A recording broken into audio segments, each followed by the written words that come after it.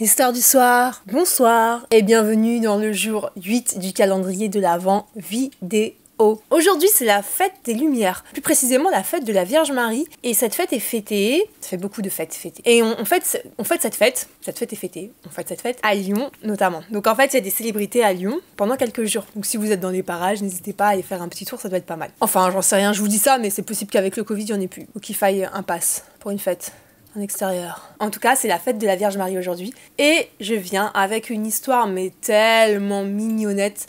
Je pense que vous allez l'apprécier. Et c'est une histoire qui redonne un petit peu foi en l'humanité. En ces périodes troubles, c'est plutôt pas mal. Alors, on part avec Jennifer.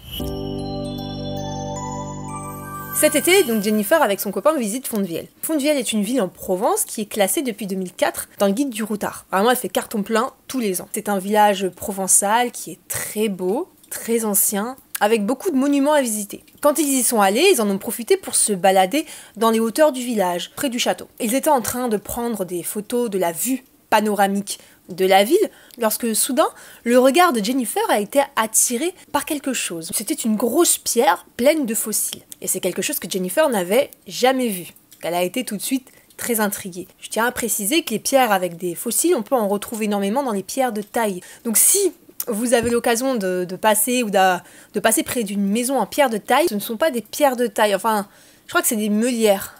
Les maisons en meulière, avec les pierres de meulière. Il y en a beaucoup à Stein par exemple, Champigny. Observez les pierres et vous verrez facilement des coquilles de petits escargots, enfin de petites coquilles de... Bref, vous verrez, observez seulement. Et puis c'est bien de lever sa tête du smartphone. Jennifer attrape la pierre et la montre à son copain. Au même moment, il y a deux petits garçons d'à peu près 6 ans qui passent avec leur famille et qui regardent la pierre, puisqu'ils sont intrigués par l'étonnement de Jennifer. Celle-ci, les voyant, les interpelle et leur montre la pierre avec les fossiles. Évidemment, les petits garçons, ils sont très intrigués également par cette grosse pierre. Donc au bout de quelques minutes, Jennifer pose la pierre à ses pieds, avec pour objectif de la prendre en photo avec son Polaroid. Donc elle charge dans son sac, une fois qu'elle met la main dessus, il n'y a plus de pierre. Elle a disparu. Un peu dégoûtée, elle se dit que ce sont les deux petits garçons qui ont dû prendre la pierre et partir avec, quand elle avait le dos tourné. Donc avec son copain, il décide de marcher aux alentours en espérant de retrouver une pierre similaire. Puisque Jennifer, ça lui tenait à cœur d'en avoir une chez elle en décoration avec tous ces jolis fossiles attestant d'une époque extrêmement lointaine.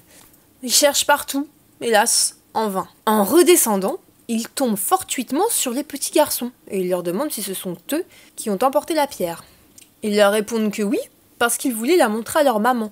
Mais malheureusement, ils ne savent plus où ils l'ont posée. Jennifer leur répond que ce n'est pas grave, mais que si jamais ils retombent sur la pierre, qu'ils essayent de la lui rendre, car cela lui tient à cœur. Avec son copain, il continue quand même à regarder les pierres. Mais pour Jennifer, c'est fini, ça y est. Elle est en train de faire le deuil de ce gros caillou. Et là, d'un coup, de manière totalement inattendue, un des petits garçons dévale la pente, avec quelque chose dans les mains. Il s'agit du caillou. Il l'a retrouvé et lui donne, tout content. Elle se dit que ce n'est pas possible qu'il l'ait retrouvé et que c'est totalement adorable qu'il soit venu jusqu'à elle pour lui rapporter. Pour le remercier, elle leur propose de les prendre en photo avec son Polaroid.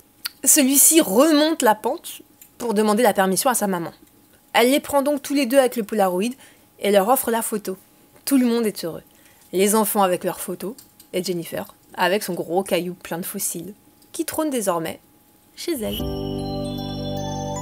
Voilà pour la petite histoire, toute mignonnette. Il faut jamais perdre espoir dans la vie. C'est ce que je voulais vous dire. Sur ce, c'est l'heure du petit chocolat. Nous, on se retrouve demain. Si ça vous a plu, n'hésitez pas à vous abonner, à partager, à liker, à commenter. Ça me fera très plaisir. On se retrouve demain en forme et à fond pour une autre histoire. Bisous!